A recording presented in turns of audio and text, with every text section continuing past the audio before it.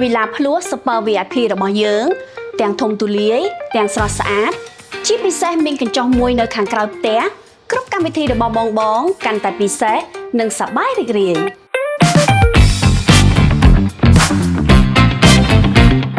វិឡាភ្លួស Super VIP របស់យើងបានរៀបចំសម្រាប់អតិថិជនដែលចូលចិត្តបែបឈៀលសប្បាយនិងចង់រស់នៅក្នុងផ្ទះដែលមានភាពធំទូលាយមានដេគ័រស្រាប់ទិញភ្លាមអាចជប់លៀងបានភ្លាមហ្មងវិឡាភ្លួស Super VIP របស់យើងមានតែមួយផ្ទះប៉ុណ្ណោះបើស្រឡាញ់ប្រញាប់រួចរាន់ឡើងណាបងសម្រាប់ព័ត៌មានលម្អិតសូមទំនាក់ទំនងមកកាន់ការិយាល័យលក់របស់យើងឥឡូវនេះជួបគ្នាឆាប់ណាម្ចាស់ផ្ទះថ្មីបុរីហេងហៀងភាពថ្កុំថ្កើងសម្រាប់ការរស់នៅនិងប្រកបអាជីវកម្ម